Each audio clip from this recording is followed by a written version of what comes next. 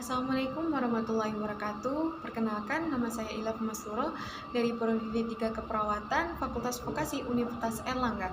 Di sini saya akan menjelaskan sedikit edukasi tentang apa sih itu penyakit menular seksual. Penyakit menular seksual adalah infeksi yang menular melalui hubungan intim.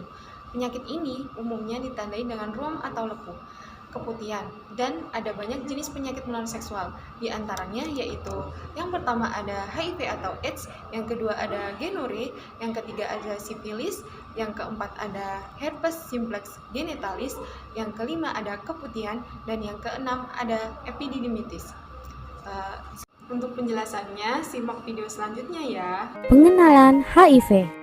HIV adalah Human Immunodeficiency Virus, yaitu virus yang menyerang kekebalan tubuh hanya pada manusia. Mengapa penting untuk memahami mengenai HIV? Supaya kita bisa melindungi diri kita. Dan jika kita sudah terinfeksi, kita bisa mencegah penularan kepada orang lain.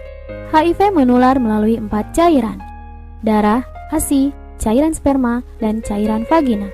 HIV bisa menular melalui kegiatan yang melibatkan keempat cairan tersebut. Misalnya melalui penggunaan peralatan suntik tidak steril, jarum tato tidak steril, berhubungan seks berganti-ganti pasangan tanpa kondom, transfusi darah dari donor yang terinfeksi HIV. HIV juga dapat menular pada bayi saat kehamilan, kelahiran, dan menyusui dari ibu positif HIV. HIV hanya dapat hidup di dalam tubuh manusia yang hidup dan hanya bertahan beberapa saat saja di luar tubuh. HIV tidak dapat menular melalui air ludah, air mata, muntahan, kotoran manusia, dan air kencing. HIV juga tidak ditemukan di dalam keringat.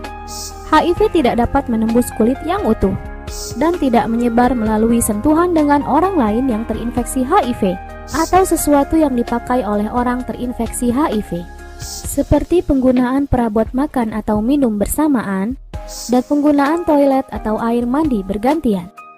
HIV tidak menular melalui gigitan nyamuk atau serangga penghisap darah yang lain. Belum ada kasus penularan HIV yang terjadi melalui kegiatan sehari-hari.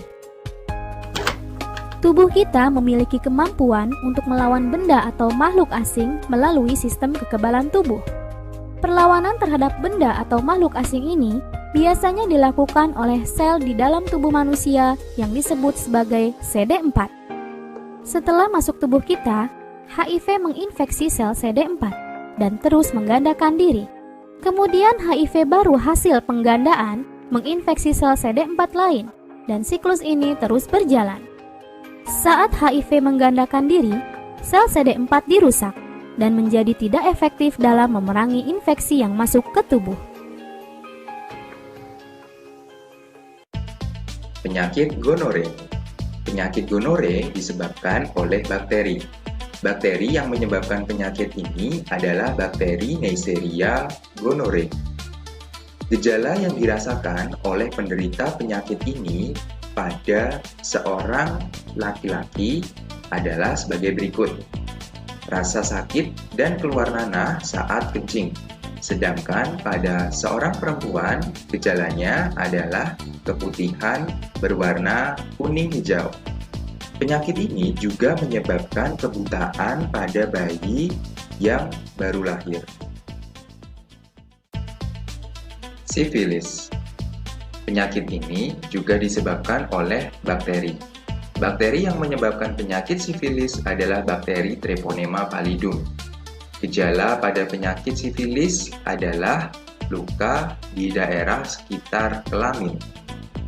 Penderita ini juga dapat mengalami kerusakan di bagian organ tubuh lainnya dan menimbulkan kerusakan.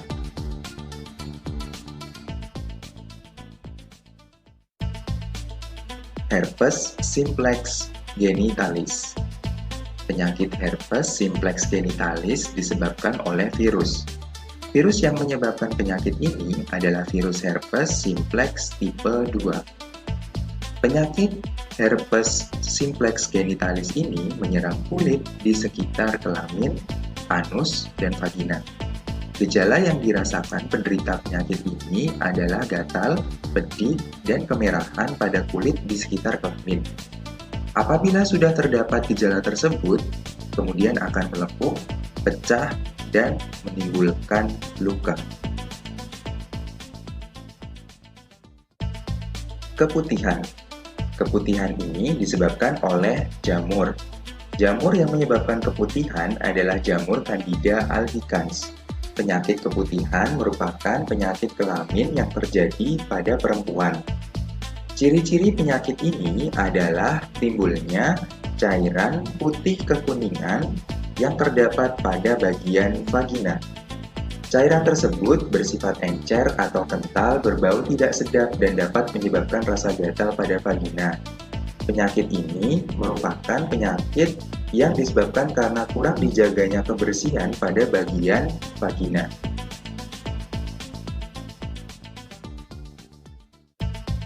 Epididymitis. Penyakit epididymitis ini disebabkan oleh infeksi bakteri.